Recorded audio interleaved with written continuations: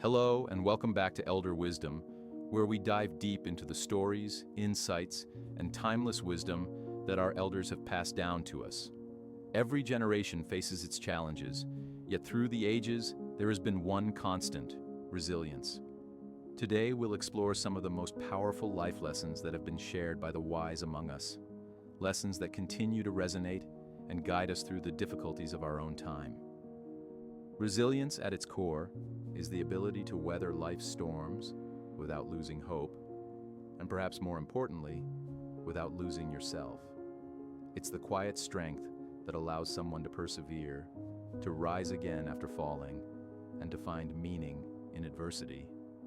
Our elders, with their wealth of experience, have weathered more than we could imagine. Wars, economic downturns, personal losses, and yet they continue to thrive. How do they do it? What can we learn from their stories? In this episode, we'll hear about the lessons of resilience drawn from the lives of those who have lived through both great hardships and great triumphs. These lessons are more than just survival tactics. They are blueprints for thriving in the face of adversity. And the first piece of wisdom we'll explore comes from the belief that resilience isn't something you're born with. It's something you develop over time. Many of us think of resilience as an inherent quality, something some people simply have and others do not. But our elders know differently. They've taught us that resilience is a skill, and like any skill, it can be honed with time, patience, and practice. I had the privilege of speaking with a man in his late 80s, George, who had lived through the Great Depression, served in the Korean War, and witnessed the changes of the world firsthand. He told me, "I didn't have resilience when I was young. I had to learn it, and the world taught me how." George's story isn't unique. In fact, many of the elders we speak with tell us similar stories of trial and error. They didn't start out as invincible, but over time, they built their resilience through experience. They learned to face their fears, accept failure, and keep moving forward despite the odds. Consider the countless moments of hardship, the times when things seemed hopeless. Whether it was battling illness, overcoming financial struggles, or simply dealing with the loss of loved ones. Our elders didn't let these challenges break them. Instead, they saw each setback as an opportunity to grow stronger. One key lesson in resilience is the importance of perspective.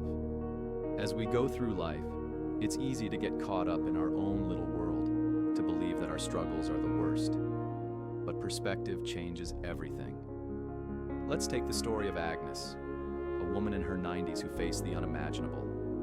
She lost her home in a fire when she was in her 30s, then lost her husband to illness just a few years later. Yet, when I asked her how she managed, her response was striking. "I never saw the loss as the end.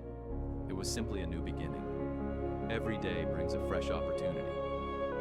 Agnes didn't see herself as a victim of circumstance. She chose to see herself as a survivor. And that shift in perspective made all the difference. She didn't focus on what was lost. She focused on what could be rebuilt. And that's the essence of resilience, finding hope even when things seem hopeless. Another crucial element of resilience that our elders teach us is the importance of connection. We often think of resilience as something an individual must build alone. But this is far from the truth. The truth is, no one survives alone, not in the best of times, and certainly not in the worst. In every story of resilience, there's a common thread: connection. Whether it's family, friends, community, or even faith, those who endure the toughest times often do so because they aren't facing the storm alone. As Helen, a remarkable woman in her 80s, shared with me, "When my husband passed, I was lost for a while, but my friends and family, my community, lifted me. They carried me when I couldn't carry myself." Helen's experience is a reminder that resilience isn't about stoically shouldering everything on your own. It's about knowing when to ask for help, knowing when to lean on those who care for you. And when you're the one able to offer that support, you become a pillar for someone else. Perhaps the most profound lesson in resilience is that setbacks aren't failures. They are lessons in disguise. The truth is, every great success story involves a series of failures along the way. I remember talking to Richard, a man in his early 70s who had experienced multiple business failures throughout his life. Yet, when I asked him about the hardest time he'd ever been through, he smiled and said, "Every failure was a stepping stone. Without them, I wouldn't be where I am today." Richard's wisdom is invaluable. Resilience isn't about avoiding failure. It's about learning from it, adapting, and trying again. Every mistake is an opportunity to grow. Our elders understand this in a way that we sometimes forget. They've learned that setbacks are simply part of the journey, part of what makes us who we are.